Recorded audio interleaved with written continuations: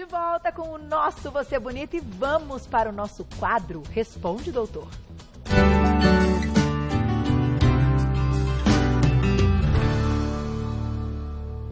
Doutor Roberto, bem-vindo mais uma vez. Obrigado, Carol. Aproveitem o momento, perguntem. A gente, claro, já tem perguntas aí selecionadas desde o dia que a gente colocou o tema. Mas as perguntas que chegam ao vivo a gente também coloca. Então mandem no @VocêBonitaTV. Vamos começar com a primeira porque o assunto é amplo e Dr. Roberto vai dar uma ideia assim de cada, detalhada mesmo, como entender essa dieta anti-inflamatória. Olha lá a primeira perguntinha do público na tela. Obrigada, Eliane, um beijo pra você. Programa Amar, ai que bonitinha, adoro. Obrigada, viu? Amo vocês. Algumas dietas defendem que grãos, sementes e derivados do leite são pró-inflamatórios. Como adicioná-los, então, na alimentação? Pergunta já de cara. Bombástica. Mas eu achei legal essa primeira pergunta, justamente porque me dá a chance de já começar a explicar rapidamente algumas coisas. Primeiro entender, Carol, que a inflamação em si, quando a gente fala, eu tô com alguma inflamação, a princípio o corpo quer te defender. As inflamações ou respostas inflamatórias existem para combater um invasor, para cicatrizar um trauma, um corte. Então, ter uma inflamação que dure pouco tempo é uma defesa. O problema é quando a inflamação passa a ser muito frequente. Agora, o que pode fazer uma inflamação ser frequente? Aí tem várias doenças que a gente já vai citar e os alimentos, teoricamente, poderiam entrar nesse raciocínio, exacerbando uma inflamação muito repetitiva ou até diminuindo o impacto dessa inflamação. E tem uma imagem que eu queria que a produção colocasse, que dá para eu já linkar aqui alguns raciocínios. Quem está em casa vendo aí, nesse quadrinho vermelho, está escrito ali ácido linoleico, chegando numa substância chamada ácido araquidônico. Todo alimento que estimula essa via, Carol, é um alimento pró-inflamatório, que é a família ômega 6. Então, por exemplo, a gordura do animal é rica em ácido araquidônico.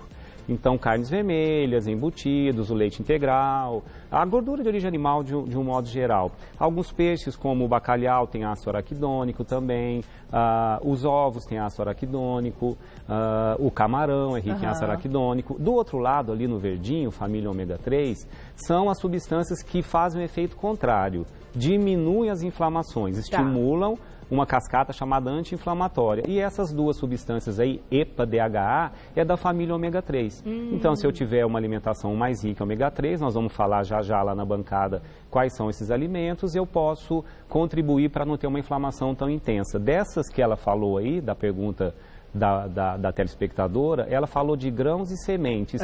Não existe propriamente estudo comprovando que grãos e sementes são pró-inflamatórios, salvo se eu tiver uma alergia a esse alimento. Então nós vamos falar que a alergia é uma resposta inflamatória, aí sim. Agora, derivados do leite têm um potencial maior por causa da gordura do leite. A gordura animal é rica em ácido araquidônico que pode alimentar essa cascata aí pró-inflamatória. Talvez ela tenha colocado essa questão dos grãos, doutor Roberto, agora pensando, porque a gente sempre recomenda vocês, a Malu, quando a gente está na cozinha e tal, deixar os grãos de molho para tirar os antinutrientes. Então, talvez ela tenha feito uma ligação com essa na questão... digestão ruim. Exatamente, com a questão inflamatória, mas que é uma coisa diferente. Deixando de molho, a gente liquida isso. Sim, aí se eu tiver uma intolerância alimentar, eu posso ter um desconforto e ter uma irritação do intestino. Mas eu entendi o que você falou, pode ter sido isso a dúvida dela. A dúvida dela, então Mas solucionando esse problema, ele não é propriamente um pró-inflamatório. Próxima pergunta do público, na tela. Obrigada, Renata. Um beijo para você. Doutor, utilizo muito a cúrcuma in natura como anti-inflamatório na alimentação. Recentemente li numa matéria que ela deve ser evitada porque quem tenha problemas na vesícula. Por quem tenha problemas. Induz a formação de cálculos biliares. São pedra na vesícula, a famosa pedra na vesícula. Isso. E ela disse que ela tem. Isso é verdade? Existem contraindicações? Eu achei bacana essa pergunta, Carol, até porque existem alguns suplementos, a curcumina, que é o princípio ativo da cúrcuma, também ela pode ser prescrita numa forma concentrada em cápsulas. Então a gente consideraria quase como um medicamento anti-inflamatório, inclusive a própria indústria farmacêutica já lançou a curcumina em extrato concentrado na forma de comprimido ou cápsulas. Usados dessa maneira, existem algumas contraindicações sim, Carol, porque a curcumina em alta concentração pode estimular os movimentos do intestino, Tá? E podem, esses movimentos do intestino, quando estimulados, também podem estimular o movimento da vesícula biliar e jogar a bile no intestino. Então, inclusive, na bula desses medicamentos à base de cúrcuma, vem escrito evitar para quem tem cálculo renal, porque pode desencadear um desconforto por movimento da bile tentando sair da vesícula biliar. Então, renal e intestinal. Do que Tá. Mas, doutor, assim, quando a pessoa quer usar na alimentação... Aí é diferente. Ela joga um pouquinho ali no arroz, no franguinho, tudo bem. Tudo bem, é isso que eu queria linkar. Em forma de comprimido concentrado, converse com o teu médico ou com a tua nutricionista se ela for prescrever. Agora, na forma de tempero, Carol, tranquilo, tá? Geralmente a gente recomenda até no máximo uma colherinha de café ao dia. É uma quantidade pequena, você não precisa se entupir de cúrcuma, até porque senão fica um gosto muito forte. Então, polvilhar numa receita, o risco é muito baixo, eu não vejo isso como contraindicação. No caso dela que toma in natura, ainda tranquilo. Cuidado só com comprimidos de cúrcuma concentrados. Mas você vê como o público do Você Bonita é muito bem informado para fazer uma pergunta desse nível, do aspecto de já ter ouvido. Provavelmente alguém já alertou na mídia, né? E ela achou interessante falar. Doutor Roberto, antes de ir para a próxima pergunta, queria que você explicasse um pouquinho o impacto que um corpo tem quando a gente fala que o corpo está inflamado. Porque como a gente não consegue imaginar isso, né, quando a gente se olha no espelho, quando a gente quer fazer uma leitura do nosso organismo, o que impacta um corpo inflamado? É um corpo com uma imunidade mais baixa? É um corpo que tende a reter mais líquido? É um corpo que tende a engordar mesmo comendo pouco? Como é que a gente junta isso? Essa inflamação é meio invisível, Carol, porque tem inflamação de corte, de trauma, de lesão, que dói, machuca, fala, estou com o dente inflamado, estou com o tendão inflamado. Essa inflamação metabólica, ela é invisível, realmente ela não dá nenhum quadro clínico evidente, mas ela atrapalha, essas respostas inflamatórias exacerbadas também podem atrapalhar, podem levar a uma retenção de água no organismo, um inchaço maior, pode desencadear, às vezes, sensação de mais fadiga, mais cansaço. O ganho de peso, o obeso ou quem está com peso excessivo, produz dentro do corpo substâncias pró-inflamatórias em níveis maiores.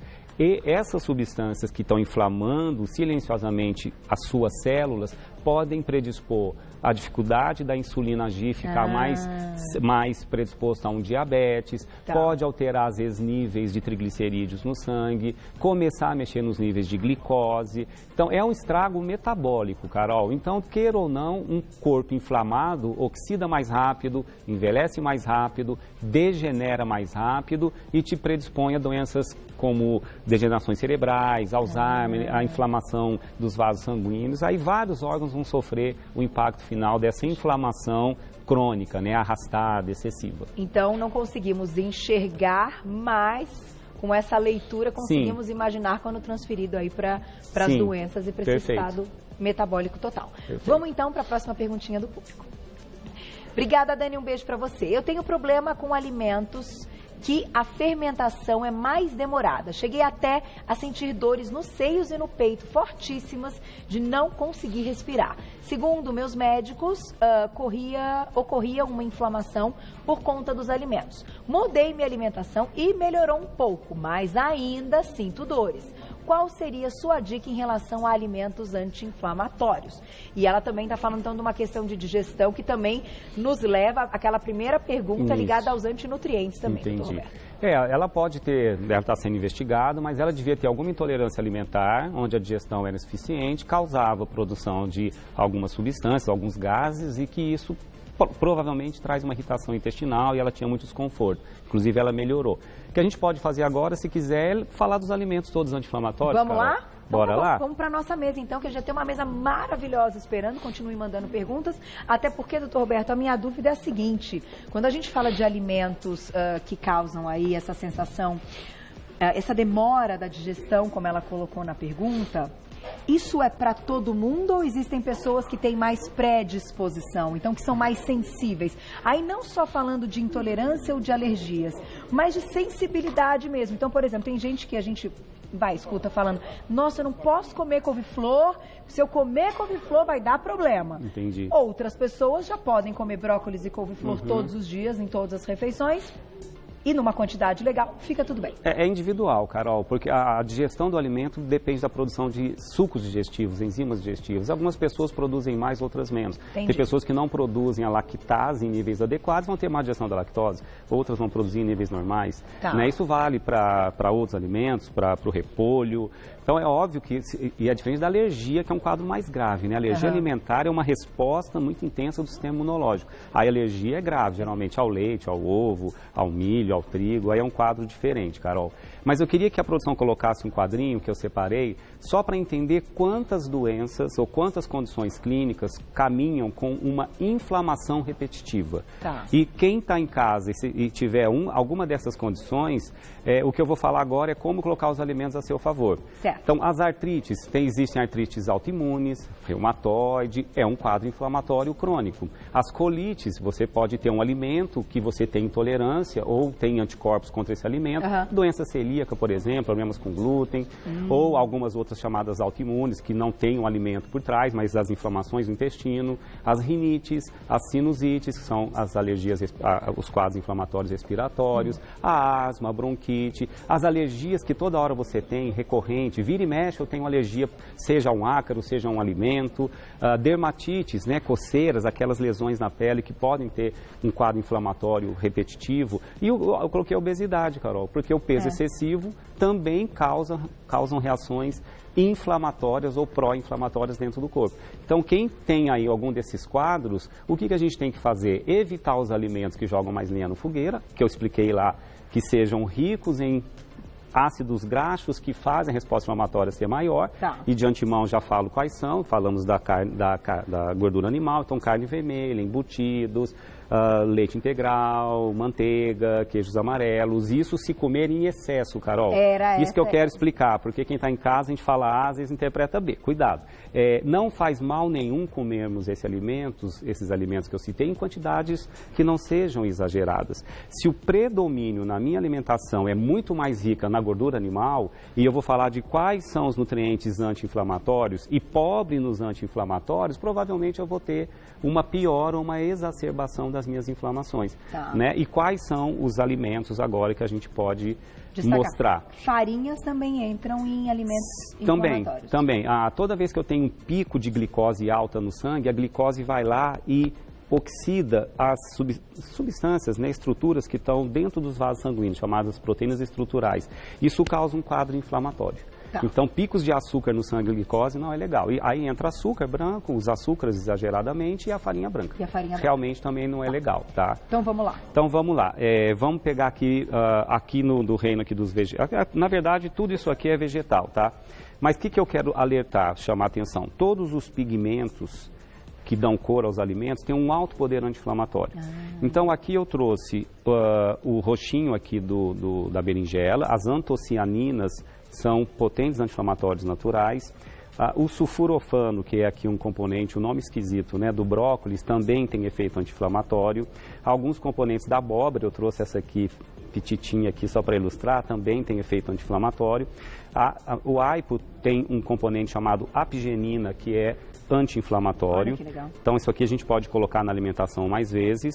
Aqui eu trouxe os campeões, Carol. Tá. Né? Os temperos, né, as especiarias, são riquíssimas em poder anti-inflamatório. A cúrcuma está aqui, a gente já falou já no início sobre ela, é potentíssimo anti-inflamatório. O cravo da Índia é um potente anti-inflamatório natural. E o orégano também. Aliás, as especiarias têm um alto poder anti-inflamatório. Trouxe aqui a gordura ômega 3 na forma dos vegetais, né? No caso, as oleaginosas. Então, trouxe nozes e amêndoas, também por serem ricas em ômega 3, elas também vão alimentar a cascata anti-inflamatória. Poderíamos colocar as cápsulas suplementando também. Também. Né? Com orientação é sempre também uma estratégia. Aqui de frutas, e contar também que todo o processo de inflamação causa uma oxidação naquele tecido inflamado. Então, a oxidação excessiva é uma das consequências de uma inflamação crônica. Então aqui eu trouxe também a vitamina C por ser potente antioxidante, trouxe o limão, mas poderia também estar aqui a acerola. A romã também tem um potente efeito anti-inflamatório. Kiwi que tem bastante também, vitamina C? Kiwi, acerola, sim, bastante. O abacate tem um componente que é a glutationa, riquíssimo como antioxidante. E o mirtilo aqui pela corzinha roxinha, pela antocianina, também, que tem um poder anti-inflamatório muito grande. Aqui na frente, os conhecidos, né? O gengibre tem um poder anti-inflamatório muito bom. A alicina, que é um componente encontrado no alho, potente efeito anti-inflamatório. A cebola também tem efeito anti-inflamatório. E trouxe aqui, para encerrar, algumas sementes, que eu trouxe aqui a chia e a linhaça, que são ricas em ômega 3, alimentam a cascata anti-inflamatória. E trouxe aqui um peixe representando aí o salmão, o atum, a sardinha do reino animal, que é rica em ômega 3. Então, doutor Roberto, até assim, indo já caminhando para o nosso fechamento dessa primeira parte, o doutor Roberto continua junto com a gente respondendo as perguntas durante a nossa culinária, continuem mandando, mas eu sempre me lembro de algo que você diz e você já colocou aqui no programa como mais do que uma recomendação, uma orientação, um conselho. Né? Se a gente tiver todo dia uma refeição vegetariana e outra, né, um café da manhã ou uma outra com proteína de origem animal, a gente não ultrapassa esse limite e a gente consegue manter o equilíbrio. Eu acho isso de bom senso. A gente está falando de flexitariano, que não é um vegetariano, uma refeição só, ele é vegetariano. É o equilíbrio. É o equilíbrio. Gente, no fundo é o equilíbrio. É o mais difícil da vida. Pensa, qual é o seu objetivo? Em tudo a gente quer manter o equilíbrio. Sim, exatamente. E aí eu acho que é a questão aí de amadurecer, inclusive quando a gente transfere isso para a nossa alimentação, né, doutor Roberto? Perfeito, concordo. Então, continue mandando mensagens, o doutor Roberto vai respondê-las. Daqui a pouquinho na nossa culinária, que eu já vou contar o que ganhou. Opa, tô curioso Daqui também. a pouco, né, Gláucia? Tá acabando, ainda dá para voltar, tá acabando. Mas quem quiser saber mais, eu já vou passar o site do doutor Roberto, que é o nutrasaude.com.br, nutrasaude.com.br, nas redes sociais, @doutor abreviado, Roberto Navarro, tudo junto. Lá no Instagram você também pode mandar mensagem para ele.